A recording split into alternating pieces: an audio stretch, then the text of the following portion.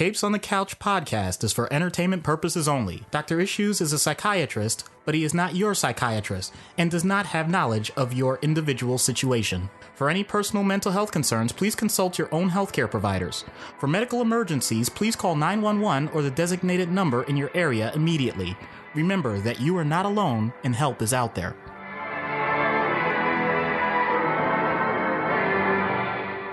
Hello and welcome to Capes on the Couch, where comics need counseling. I'm Anthony Sitko, joined once again by my good buddy, Dr. Issues. Hello, everybody. So this is our 10th issue, episode number 10. We've been 2.5 months already. Wow, 2 digits. Double digits. It's a long way. We're from where we started off, even just 2.5 months. I feel like we've, personally and over the course of the show, made a lot of growth, learned a lot of things, and certainly we have you, the listening audience, to thank for that, at least from the bottom of my heart. I think I can speak for you, Doc, when I say you guys are awesome and kick-ass. Yes, you certainly can. We greatly appreciate everything that you've done for us so far, and we look forward to continue hearing from you. Absolutely. We're going to get a little more into that in just a second. But before we continue, as always, you can find us on our website, capesonthecouch.live. We're distributed through the Libsyn Network. You can reach out to us via Twitter, Capes on the Couch, Facebook page, and our email address is capesonthecouch@gmail.com. And this show can be downloaded on iTunes, Google Play, Stitcher, TuneIn, and YouTube. Before we get into the topic at hand, and this week's character is the one and only Merc with the Mouth, Deadpool. So excited. I know, seriously. We had so much fun just talking about this episode and planning it and figuring out what we were going to do. A couple of things. First off, I know we have the disclaimer at the beginning of every episode with respect to mental health. This is going to be more of a content disclaimer. This isn't going to be totally not safe for work, but this is definitely going to be one of our more PG-13 episodes, dare I say. So we're going to bleep some stuff, but if you're at all squeamish, or if you are in an environment where you really don't want to subject children to the possibility of swears, or you just work for a really uptight boss, this may not be the episode to listen to on your speakers. So just giving you that little caveat before we begin. The other thing that we are very excited to announce is we are going live today, as of this episode, with our Patreon.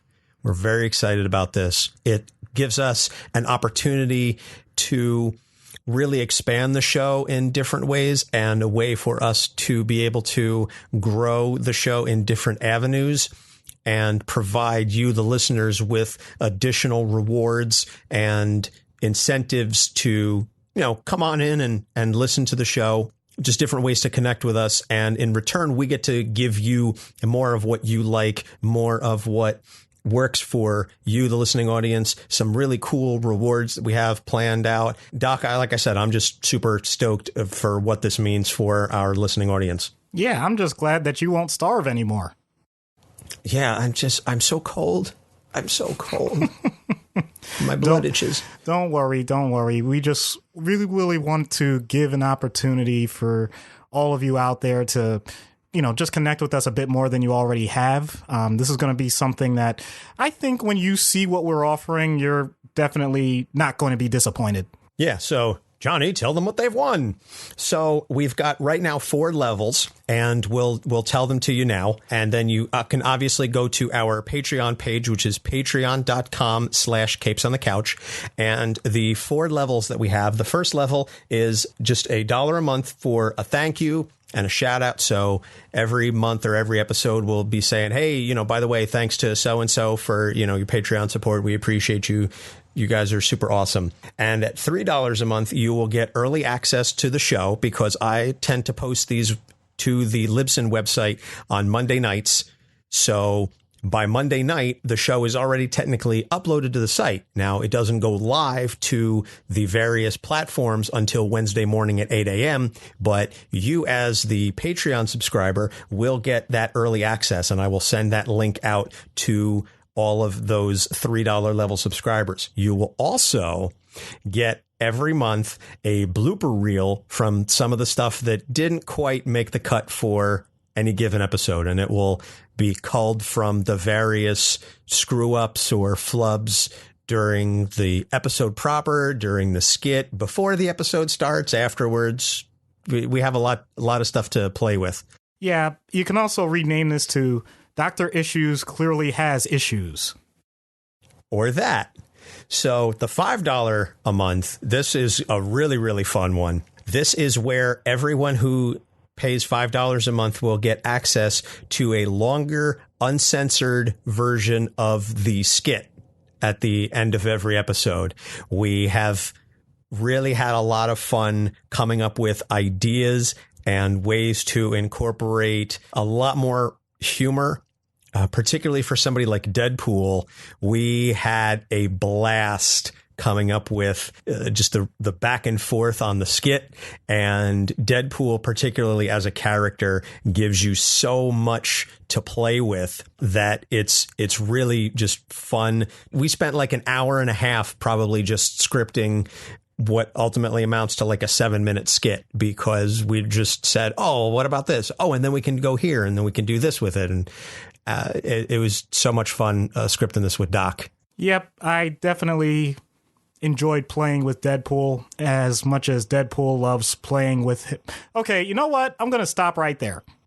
Yeah, we're going to leave that in the episode. But, in other episodes that may have made the blooper reel, or that's the not safe for work stuff we're talking about. Also, if you're on the $5 tier, if you send us any questions about any of our characters in advance, we will guarantee that we will answer them on the show. So, and we tend to post about 3 episodes in advance who our characters are going to be. So we will absolutely make sure that if you are on the $5 tier and you send us an email, say, hey, I see you're doing an episode about, Mr. Freeze, that we will definitely answer whatever questions you have about Mr. Freeze or whatever the character in case may be. And for the $10 a month tier, you get to pick the character that you want us to do for one of the episodes that month. And we will answer any and all questions that you have about the character. So if you are a really big Poison Ivy fan, you can give us $10. We will do an entire episode on Poison Ivy, and we will answer any questions that you have about Poison Ivy. To the reader who wanted us to do X, you want us to do X, we will do all the research on X, and we will answer any questions you've got. Whatever character you have, this gives the listeners a chance to chime in with some suggestions, and it also kind of takes the edge off of us a little bit and having to come up with, oh, well, who should we do this month? Who should we do that month? We have a lot of fun trying to figure it out. But if you guys can do the job for us, hey, we're certainly not going to complain. Yeah, I think I'll label this one, You Have the Power. So if you're He-Man, does that make me cringer? Yeah. Sweet. As long as I'm not She-Ra or, Orko. What are you knocking Orko for? Dude, Orko, never mind. You know what? I can't even entirely hate, because I saw the movie back when I was a kid. That was like, 1987? I was 5 years old. And my father took me to the movies, and I was disappointed because Orko was not in the film.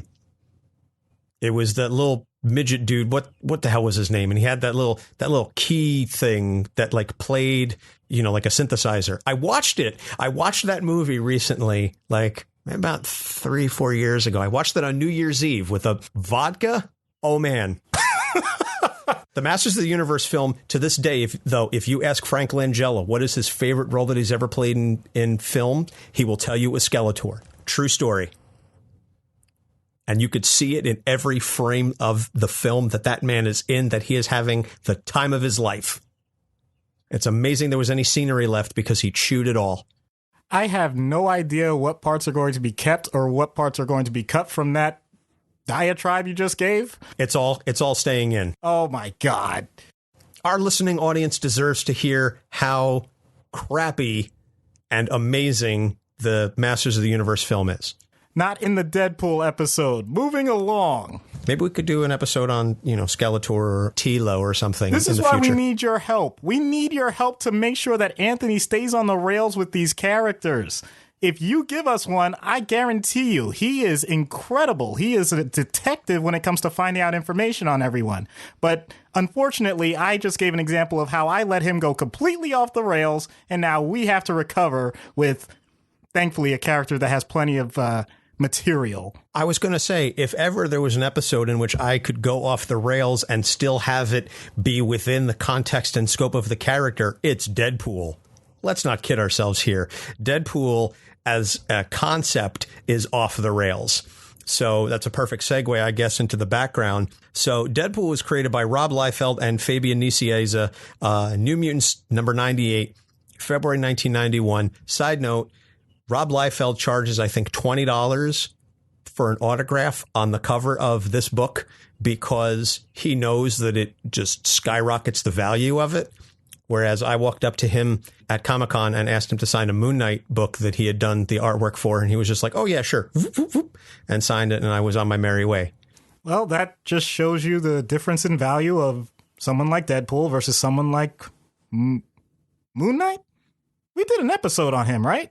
Yes. Okay. Just wanted to make sure I got it right. It took everything in my power not to ask Rob Liefeld, so why can't you draw feet? But anyway, Deadpool was created. It was clearly a knockoff of Deathstroke because Deathstroke is Slade Wilson and Deadpool is Wade Wilson.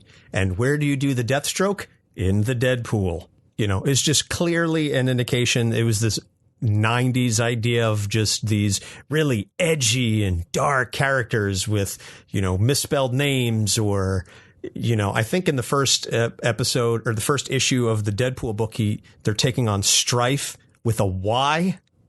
And I was just like, wow, this is just gritted teeth and six-fingered hands and no feet or, you know, women without spines or any semblance of proper anatomy. It was the 90s. And if you're a comic fan, you know what I mean when I say it was the 90s. And we grew up in that era, so I don't know how much that warped us. Yeah, I think it had an impact, certainly on a lot of artists. But anyway, so Deadpool began actually as a villain, and he was attacking Cable and the New Mutants, or he was hired to attack Cable and the New Mutants. I think Tolliver was the one who hired him, if I remember correctly. Then he joins X-Force, and he begins making some recurring appearances in other books. Then he gets his own miniseries in 1994. Then he gets a series in 1997, and this was written by Joe Kelly. And this is where the character takes off. Everything that you know and understand and love about Deadpool to this day started in that Joe Kelly series. He really was the one who gave birth to the character as we know it. Before this point, I'm just going to be totally honest. I was not a big fan of Deadpool. I basically kind of put him along with all the other assassins, mercenaries, you know, run-of-the-mill, you know, insert character killer number 42, whatever. And to see someone with personality, with some pizzazz, that really struck me. And I knew I had to continue to follow this character for as long as I lived. Oh, he's got character and pizzazz coming out his ass. Joe Kelly series is where he introduces Blind Al, he introduces Weasel, and he introduces the thing that probably Deadpool is most known for at this point, and that is the fourth wall breaking. The utter and complete destruction of any semblance of character not knowing that he's in a comic book. Deadpool at this point is fully aware he's a comic. He narrates his own stories. He talks about characters as if they're not there to the reader, except the character is standing off on the side like, who are you talking to? This really just was one of the key things about Deadpool as a character that has survived the next 20 years of the character. And I really think it's probably his defining trait is his medium awareness, if you will, again, to borrow a TV tropes phrase, his medium awareness and knowledge that he's in the book. Yep. You will love the yellow text bubbles. You will love them. Well, see, the yellow boxes were introduced by Gail Simone. That was after the Christopher Priest run. Christopher Priest kind of really ramped up the fourth wall breaking. And then Gail Simone came along and she introduced the little yellow boxes that Deadpool could see and talk to.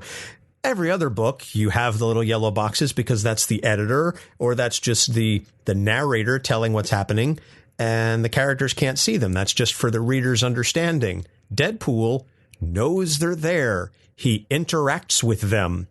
He comments on them. He responds to them as though they are a separate character within the story. And that's really where he just goes, woo.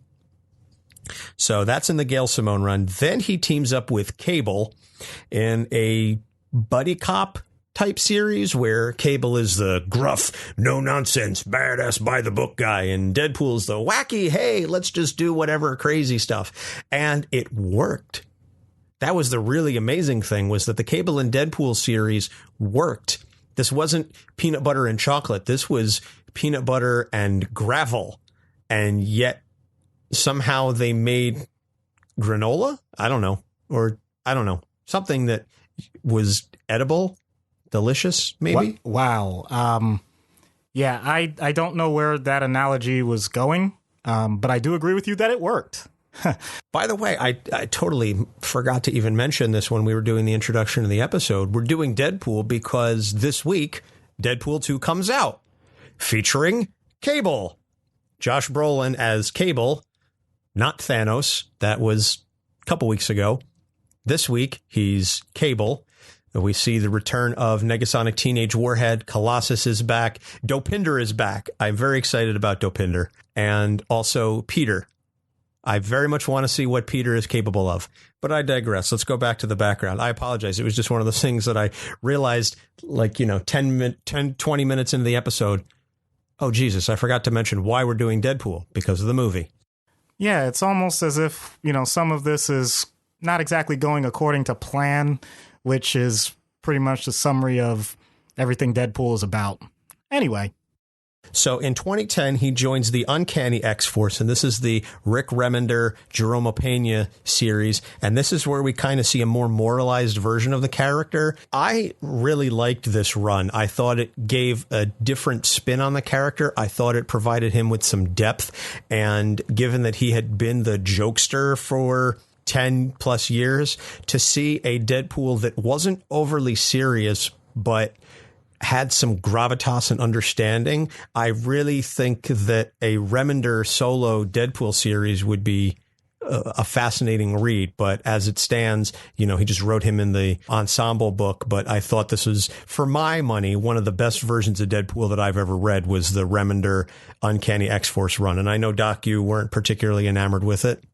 I felt like it put them back into the stereotypical boxes that we see heroes or even anti-heroes. I get it. You want to build some depth. That's fine, but keep the breadth. That's the part that I felt was lacking. Just an opinion. Well, again, you're certainly entitled. Opinions are like assholes. Everyone has one, and yours stinks. Yes, I definitely want to continue with this podcast where my co-host insults me. Thanks. Again, it fits with the tone of the episode. So at this point now, in the late 2000s, early 2010s, this is where we see Deadpool become the new Wolverine, essentially, where he's in books because they sell. Somehow, Deadpool became this cultural phenomenon, the icon of the Hot Topic generation, and just this symbol of, hey, I'm wacky, I do whatever I want, woohoo! And, lols, I'm totally random. Yeah, I think a part of that is not coincidental that it's the same thing that happened with Wolverine for decades, which is you can do what you want with the characters. Like, they're not the same at all in terms of personality, but you add basically a healing factor so you can kill them off, bring them back. You can have them randomly intersect with something, show how powerful a villain is by having them just totally slash them apart. It's just, to me, it was an easy trope. That's why they became that popular in terms of writing them. Now, in terms of popularity, outside, yeah, I think that was kind of obvious. So it just, for me, like I said, became a situation where every week I would go to the comic shop and, Deadpool's guesting in this book. Deadpool has a new miniseries here. Let's get Deadpool Core, and Deadpool kills the Marvel Universe, and Deadpool Marvel Zombies, and Deadpool this and Deadpool that. And it was just like, I get it. He's funny. He's random. Just enough. Again, for me, I thought at least when Wolverine did it, it was sort of tangentially related to the stories because Wolverine was the powerful and the loner. So it was a situation where they were forcing him to interact with characters he wouldn't normally interact with. For Deadpool, it's just, oh, hey, he sells. And I know that's why they did it for Wolverine. But for Deadpool, it's, hey, he sells and he's funny and we can do whatever we want with him and it fits or it works. And I'm using air quotes here. I know you can't see that, but a situation where they just said, oh, let's just have him say or do some outlandish, random, crazy thing just because it has no semblance of relation to the story, just because they wanted to stick him in the book because they knew that the Hot Topic fans would go and say, oh, I need this because I have to have everything Deadpool. Yeah, I can't disagree with that. So in his solo series, he gets cured of his healing factor. He loses his scarred face. Then in I think this was Marvel Now, he gets a new series by Brian Posehn and Gerry Duggan. Side note, I saw it, Brian Posehn once in the lobby of a hotel/casino in Las Vegas. This is going back to about 2004, 2005. I happened to be walking by and I was like, oh my God, that's Brian Posehn, because he's very distinctive looking with the beard/goatee and the glasses. Just very distinctive look. I didn't go up to him and say anything, but I was just like, wow, that's cool. You really are using this episode as a way to just constantly block any tangent checks I would usually do, right? Well, essentially, yes. You have to understand, for the majority of the time, this is how my brain normally operates. Oh, I'm well get aware. A thought, and it just pops in, and I go, oh, by the way, this is another thing. Most of the time, I tamp that down because it's not related to the character. In this instance, though, I could say whatever the fuck I want. The new series by Brian Posehn and Gerry Duggan, he ends up getting married. I think it was his third marriage overall. He gets married to the queen of the underworld, and he discovers he has a kid. He's got a daughter, Deadpool the dad, which also led to a very funny moment in the Hawkeye book where he had to take his daughter trick-or-treating, and except he was the one who really wanted the candy, and then he and Clint have to go and save some stuff, and it was very entertaining. This was during the Hawkeye run, the Matt Fraction Hawkeye run. Very, very funny issue.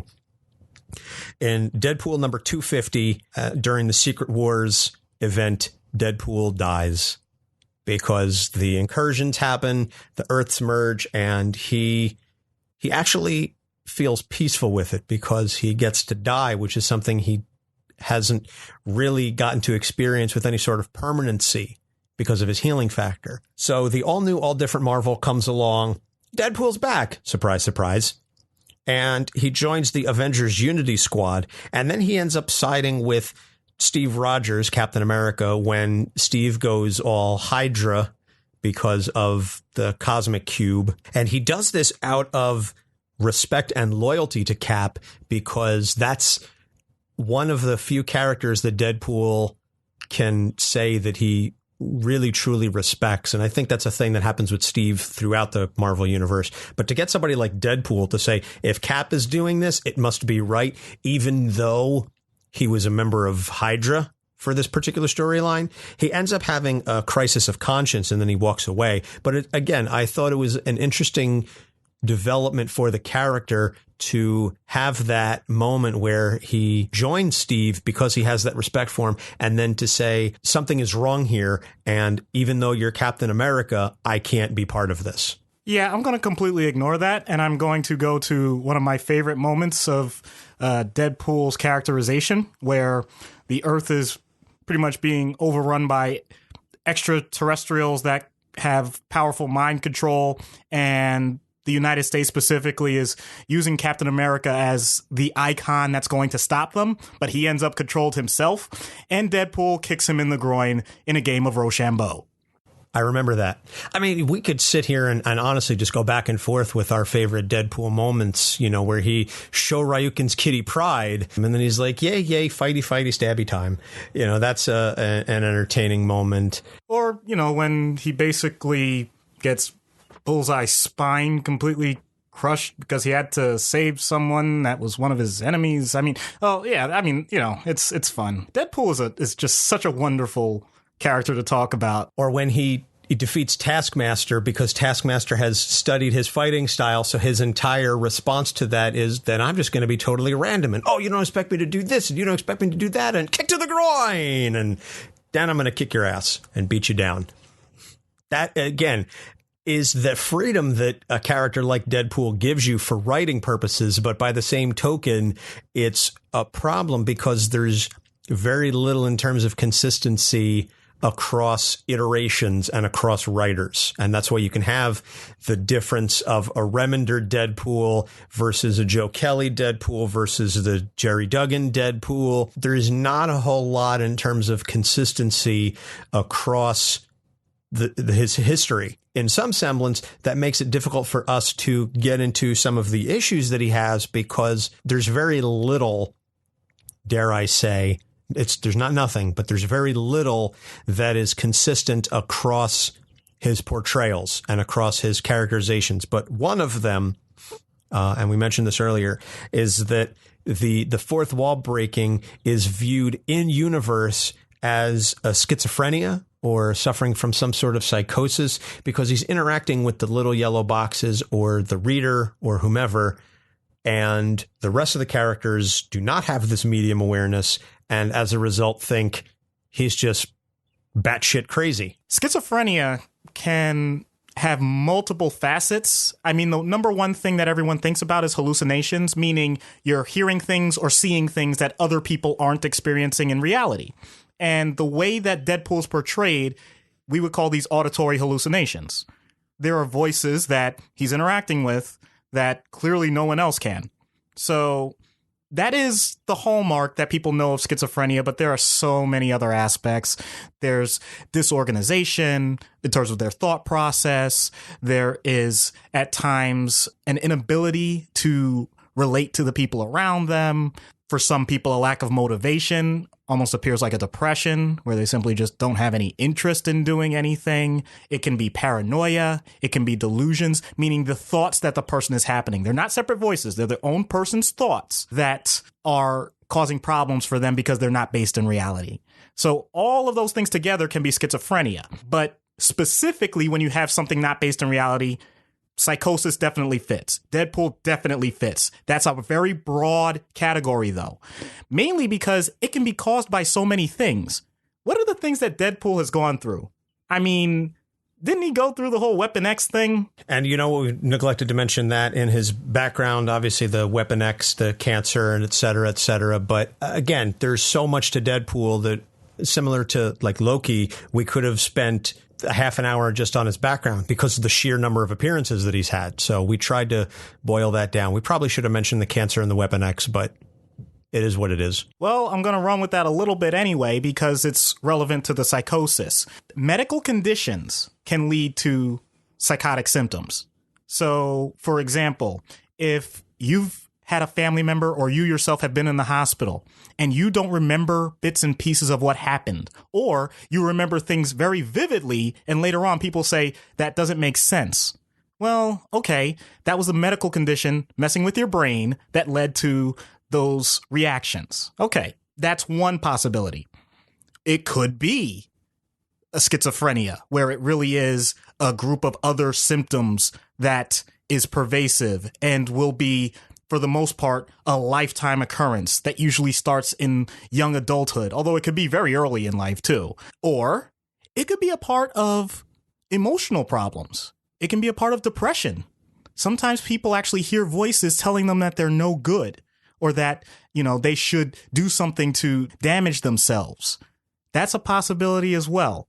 Or it can be a part of bipolar disorder. So not just the depressive side, but the incredibly high energy and irritable or angry side of things, in which case that person may become grandiose, meaning they think they're God, Jesus, or they have accomplished things that they really haven't. Or in this case, with the psychosis we're talking about, they're going to hear a lot of voices telling them how wonderful things are. By the way, except for that one part, and you should get rid of them.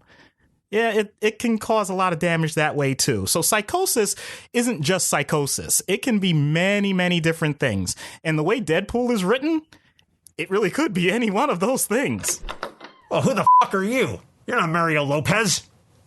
No, we're capes on the couch.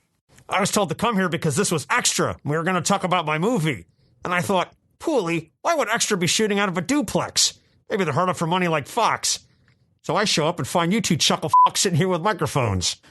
We're a podcast about the mental health issues of comic book characters. And people actually listen to this shit? Yes, actually, they do.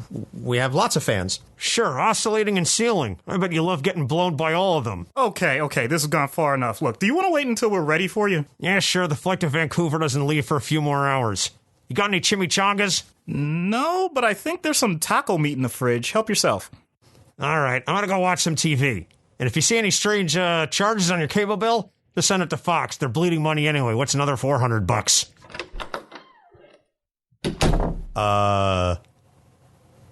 Okay.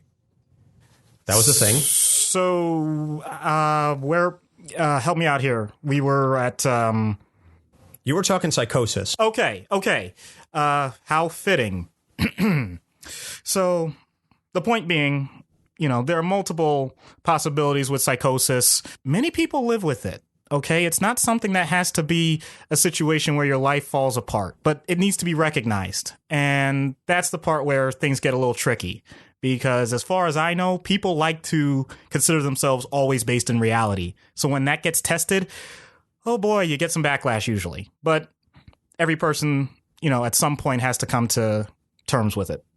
Well, I feel like that was a combination of almost the discussion of Deadpool's fourth wall breaking, as well as maybe getting into a little bit of the real world application of treatment, not necessarily in the treatment sense, but just in a real world grounding of the issues that Deadpool faces, I guess, to some extent. I don't really know, how you would do that. It is kind of viewed in universe as schizophrenia or a psychosis. And I do know that at least on one occasion, he has been to a doctor's office, and it turned out that the doctor was actually a pedophile, and Deadpool takes him out because he understood that I think the little girl killed herself from the shame of being molested, and Deadpool's like, that one's for free. Yeah, that was pretty bad. I'm going to turn it around and point out that he's also been seen by a doctor. I believe it was Dr. Bong? Yes, Dr. Bong. Yes. With a bell for a head. Yeah, basically told him he needed to fight Wolverine. Surprise, surprise.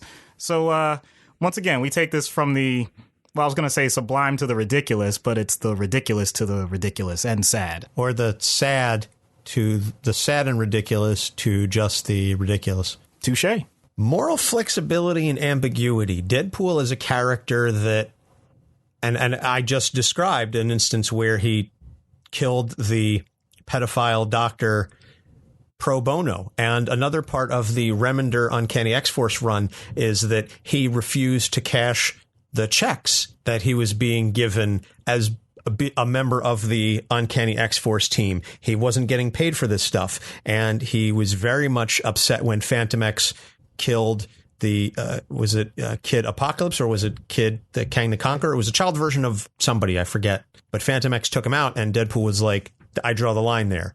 And everybody's like, you have a line? And he's like, yeah, and it's killing kids. Yep. But bestiality jokes, making fun of the elderly, crossing the line with all sorts of cultural boundaries. Yeah, that's all well and good. Yeah, dressing up like Jean Grey because he's a mutant, therefore that makes him an X-Man. He's an X-Man, therefore he needs to dress like Jean Grey in her original green short skirt Marvel Girl costume. That's perfectly acceptable. Right. I was going to say the moral ambiguity and flexibility, I think, is something that the character has gone through. And again, it depends on the writer, but I don't even know, again, how you would describe that. It's kind of difficult to discuss because it is so storyline specific. He's as moral as the story needs him to be. And I do think that speaks to the situations that people in general face themselves in. Basically, you make the best decision with the information you have at hand. Obviously, a person that has some emotional concerns is not always going to make the same decision that someone else who has a bit more grounded reality would.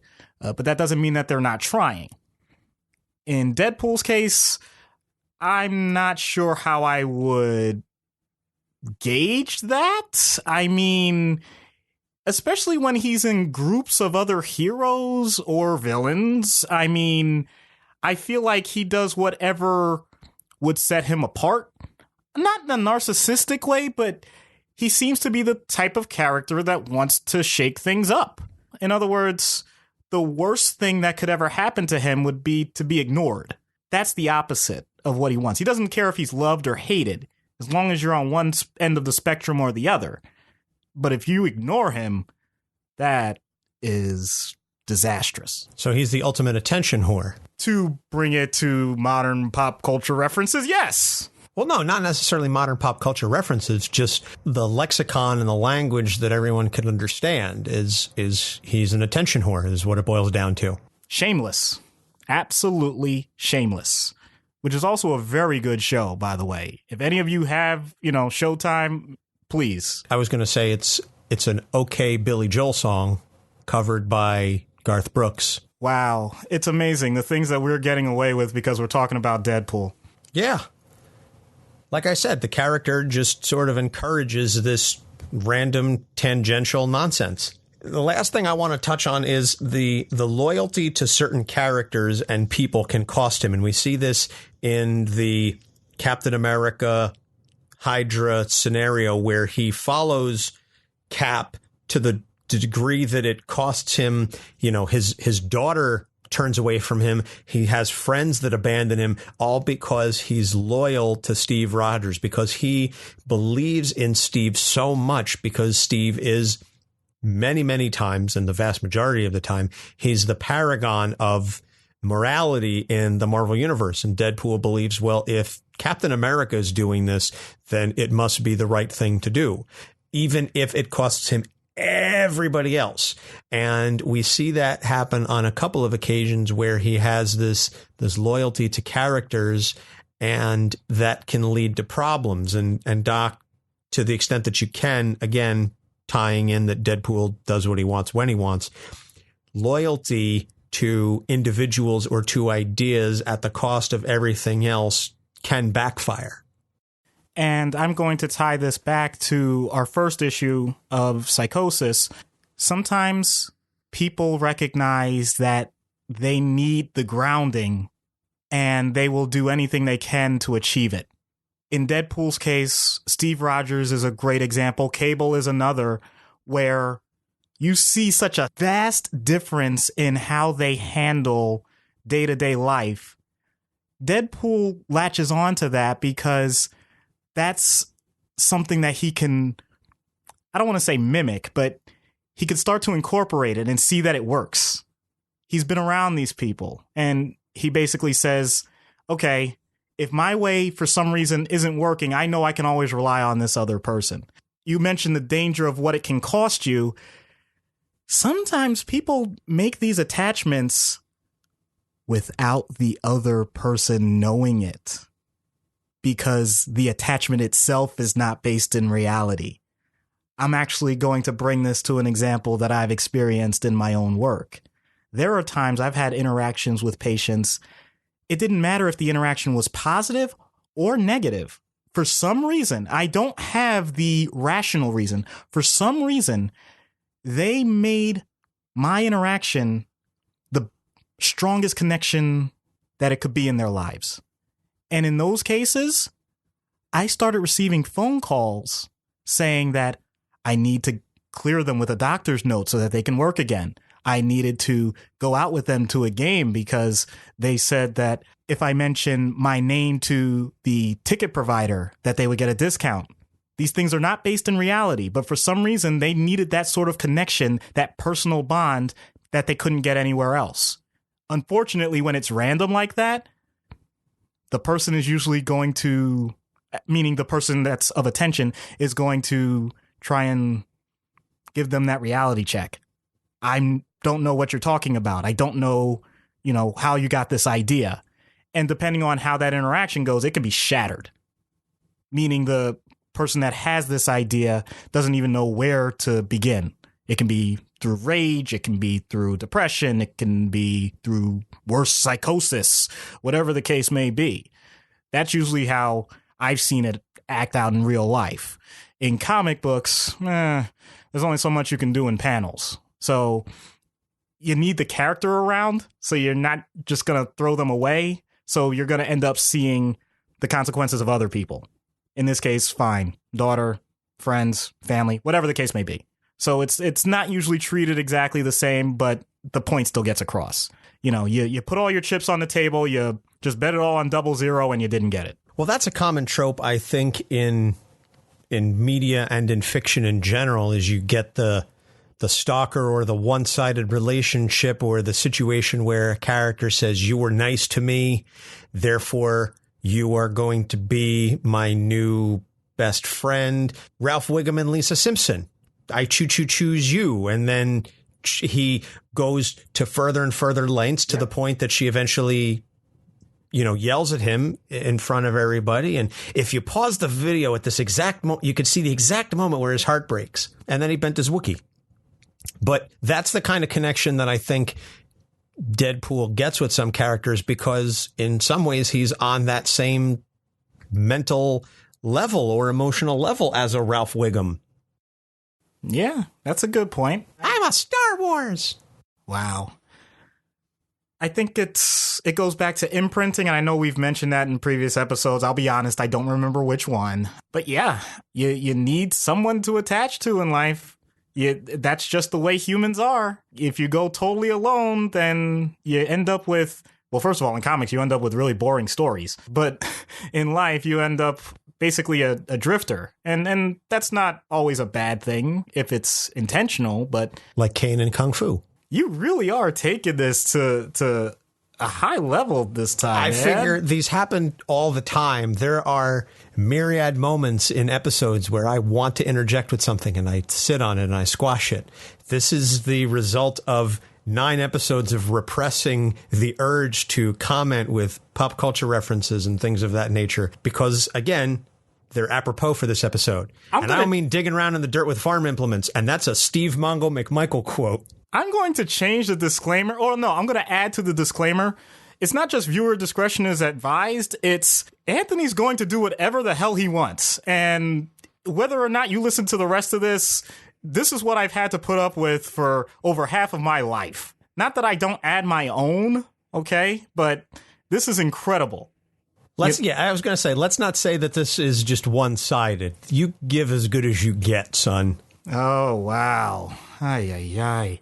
All right, so I'm going to take over the reins here a bit, and we've talked about the issues enough. We can probably go on for another 45 minutes, but let's go to treatment. So, in universe, allow me to say that everything is fair game, because why do I care what happens to Deadpool?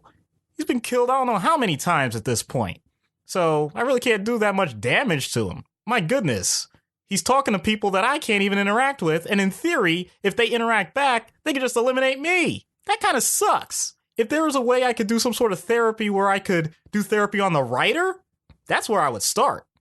You know, that really would probably be the most effective thing. So you need to sit down on a couch with Gerry Duggan then. Hey, whatever works, man.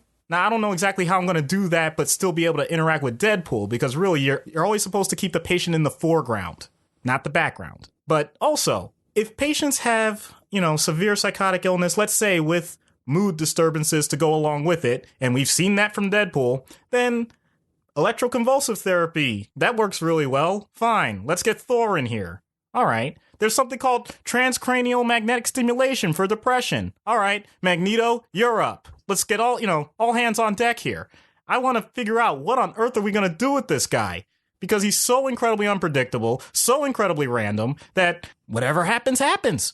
I might as well throw the kitchen sink at him. And I mean that. I want to throw the kitchen sink at him. You could. Yeah. Honestly, let's go for it, man. Huh. So, out of universe, we touched on it a little bit earlier. So someone like this would be schizophrenic and or psychotic. And I don't mean that in the pejorative sense. I mean that in the literal suffering from psychosis. How do you treat that? Okay. I know a lot of people don't like to hear this, and I know I don't usually focus on it, but they're called antipsychotics for a reason. There has been plenty of literature to show that category of medications helps specifically with hallucinations. So that's the first thing I would start with. Having that conversation with someone who's never been through this, though, can be very difficult, because the last thing that a person wants to think is somehow they're out of touch with reality. So it can be a very sensitive topic. I usually focus on the positive. Whatever's going on, it's clear that you, or more likely the people around you, are trying to help you do better. So this is a tool in the toolbox. Let's get started. The problem with these medications is we haven't found a clean one yet, and I'm using air quotes with that. By that, I mean, we all know medications have side effects. We've all seen all the infomercials and commercials about these things. We've seen the magazine ads. They're all true. The rate at which some of these side effects happen sound exaggerated in the advertisements, but they're real. They're there. So you have to be honest with the patient as to what to expect, because many times it's a transitional problem with side effects. Because the second that one thing goes wrong in someone that already has a very tenuous grip on reality, they're basically going to say, okay, well, all of it is horrible and it's wrong and terrible and there's no way I can do this. You have to really guide them. So that's the first line. The other part to this is incredible amounts of support. You need a team with this. You don't want them to drift, because it's very common for people with psychosis to kind of go into another world. They're just not talking on your level. And the more it happens, the more difficult it is to deal with things on a day-by-day basis. So that's why we have treatment teams, for example, that do what we call directly observed therapy or assertive community treatment. It means that they actually go to where the person is located. They go to their house and they see them take their medication, or they have a therapy session with them for a few minutes. They talk with them. They ask them how they're doing with their basics, how they're doing with shopping, how they're doing with their sleep patterns, how they're interacting with family, all of those things. We make sure that they have the basics down because other people are looking out for them. And I mean this in a professional manner. There's also peer support. Obviously, they need to know they're not alone in this, because often they feel like everybody in the world is wrong except for them. That can be pretty dangerous, because then you feel like, wow, I need to do something for everybody else because, I don't know how it got all screwed up, but clearly I'm the one that's right. It's difficult to not overwhelm the person when you're pointing out some of the inconsistencies in what they're saying or how they're acting. So you want to give folks like this a focus. You want to keep them on task, very hands-on oriented, task-oriented, to show them the immediate results and build from there. Exactly. So would someone like this be institutionalized? Or is that term even utilized? I mean, obviously, someone like this has to be under observation, certainly in the beginning of therapy. And if we're introducing medication, you want to ensure that they're being given proper dosages and that they're being monitored for vitals, et cetera. But talk about that a little bit. Yeah, that term, even institutionalization, it's incredibly pejorative at this point. But let's be honest, and I'm going to do a little bit of a history lesson here. For the longest time, not just for psychosis, but for many mental illnesses, including things that aren't really mental illnesses, were treated by saying, lock them up and throw away the key. That is cruel, that's inhumane, and that is not done anymore, period. Having said that, there are varying levels that a person can receive treatment if it's considered necessary. The hospital is still one of the ways that is well known and at this point fairly well utilized when a person is going through an acute psychotic break and it's considered necessary. They're brief. They're usually a span of anywhere from 3 days to a week. If a person needs a higher level of care than that, then it means that they'll remain in a hospital longer, and those extended facilities will be able to manage them for quite some time. It could be weeks, could be months, could be over a year. But the point is, they always have the goal of the person becoming more independent and ultimately being able to be in a less restrictive setting outside of the hospital. There are residential facilities where people have their own apartments, they have their own budgets, they do most of the things that they're supposed to do themselves with the anticipation that they'll continue with treatment on a daily basis. There are so many variations to this, thanks to, in part, the medication breakthroughs that happened so many years ago, that, in all honesty, there are some people that feel like the pendulum swung a little too far, because the transition from when there were long-term lifetime institutions to being out in the wide open world led to a huge spike in the homeless rate. Who would have thought that people that were used to a certain structure every day for their adult lives would have difficulty transitioning to now having nothing? I mean, you don't need to harp on psychosis for that. That would be difficult for anyone. Absolutely. I believe that's called college. Just saying. All right. Well, I knew I was using institutionalized incorrectly. I know that term is no longer used, but, all I wanted was a Pepsi. Wow. Yeah. Oh, my. Yeah, I went there. It should be like a running tally of how many pop culture references I've made in this episode alone. Yeah. I got a feeling when we get popular enough and people look back on this episode, we're going to find a version of this on YouTube with someone adding ding to every single reference. Like the It Hits the Fan episode of South Park. Exactly. So, I guess now's... oh, boy. In nome di Patria, Filii, Spiritus Sancti. Now is when we... Oh, my God. Yeah, I went... Well, listen, we're going to need it. We're going to need all the help we can get. Now, I guess, is when Deadpool is on Dr. Issues' couch. Deadpool? Oh, God, I didn't think you were serious about the charges. Again? All right, that's it. Doc, I'm out. He's all yours. Yeah, but you're not really going anywhere, are you? All right, let's get down to business. That's what I was doing before you interrupted me. Look, I have a busy schedule, so if we can just finish...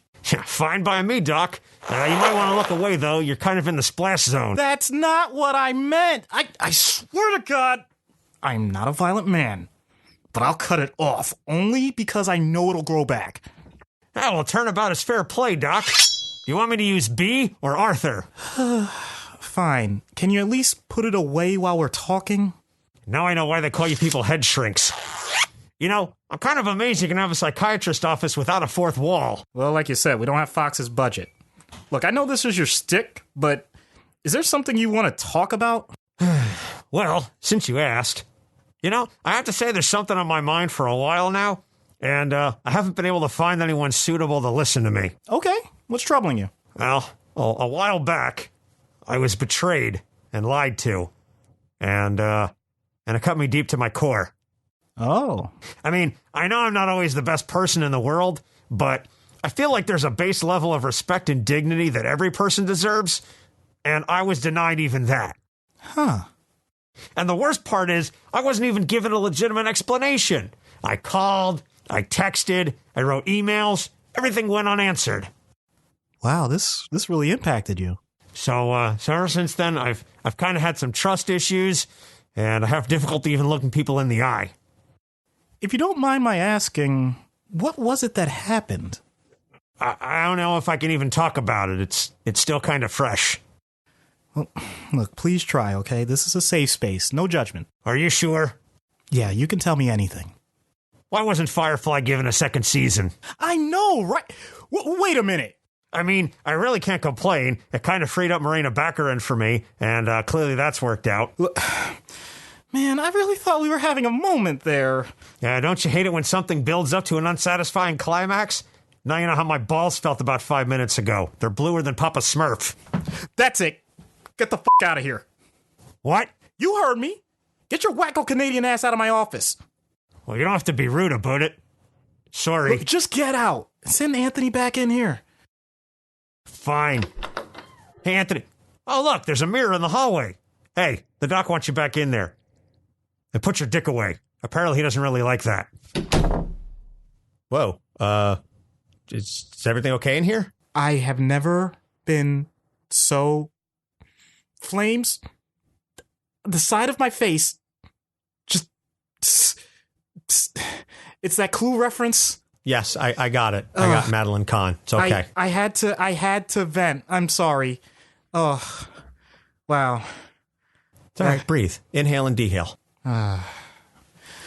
Deep cleansing breaths. So that's just about, I guess, going to wrap it up for this episode. Hey, real fast, do you validate parking? What? No, it's free street parking outside. And who the fuck did I give my keys to? God damn it, now I need an Uber. Oh, and sorry about the stains on the couch. I had to finish. You might want to replace the cushions. Yeah, and the pillows. Yeah, and the curtains. Get out! Well, I guess it's a good thing we've got the Patreon, because it seems like I'm going to have a large cleaning bill and possibly some upholstery to replace. I can't feel my face right now. Everything is just disappearing in front of me. I don't even know what I'm supposed to do. Why did we have to do this episode? Why do we have to deal with that man? I was going to say, I don't feel so good, but I don't know. Too soon. Too soon. I'm sorry. It wrote itself. It really did. You started it. I was just following up. Yeah. Well, at this point, I feel like he was playing me for a fool. Yeah, he was playing everybody for a fool. And playing with himself, too. So you finally finished the joke that I started so long ago. I hope that it was satisfying. I started a joke that started the whole world crying. Oh, if I'd only seen that the joke was on me. I think we've jumped so far off the rails that we've ended up back onto a different set of rails, and those rails have now bent, and we're barely on those rails. That is a damn good song. I miss the early Bee Gees, like before Saturday Night Fever. They were a hell of a songwriter. They really could, man. And Andy Gibb, I would have been very curious to see what Andy Gibb's career would have been like had he not gotten addicted to drugs. Okay, I thought Deadpool broke me, but you really did it. You just... I'm done. Again, if ever there was an episode for all of the pop culture references to come out, this is it. But it has to end. All good things have to come to an end at some point. And so we've reached our conclusion. So as we said at the top of the show, we've got a brand new Patreon. Please check it out. We've got 4 different levels with rewards. Patreon.com/capes on the couch. $1, $3, $5, and $10. You can get a thank you. You can get early access and a blooper reel. You can get a longer, uncensored version of the skit and get some questions answered. Or you can pick the character. You can pick one character a month for us to do and ask questions. So that's, again, patreon.com/capes on the couch. We're looking, our first goal right now is just $17 a month. That will cover our hosting fees on Libsyn for the website and for everything else. So that's the first goal that we're shooting for. And then maybe we could get some new, better equipment and build from there. Then hopefully the new equipment will help me with editing and just simplify some of the technological stuff that we have to do for the show here. Yeah, between my poor speaking skills and Anthony's tangents, we keep him really busy. Yeah, it's a beast to edit these episodes, to do some of the production and the little sound effects and tweaks that I like to throw in every once in a while, depending on the character.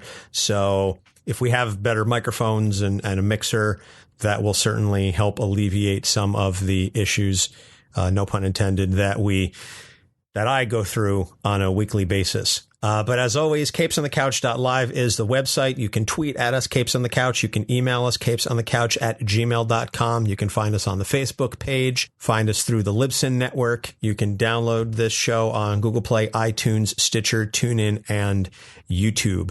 Next week's episode is Booster Gold. And I know Doc is just chomping at the bit for this one because he is totally ready to tear apart the joke that is Booster Gold. So we go from a joke of a Marvel hero to a joke of a DC hero. And as usual, Marvel does it so much better. I don't know that there's any Marvel corollary necessarily to Booster Gold. I don't think there's a character equivalent in the House of Ideas, but I think that's kind of what makes Booster that much more unique and special. Absolutely. So for Doc Issues, I'm Anthony Sitko. Thank you so much for listening. We'll see you next week. Capes on the Couch podcast is for entertainment purposes only. Dr. Issues is a psychiatrist, but he is not your psychiatrist and does not have knowledge of your individual situation. For any personal mental health concerns, please consult your own healthcare providers. For medical emergencies, please call 911 or the designated number in your area immediately. Remember that you are not alone and help is out there.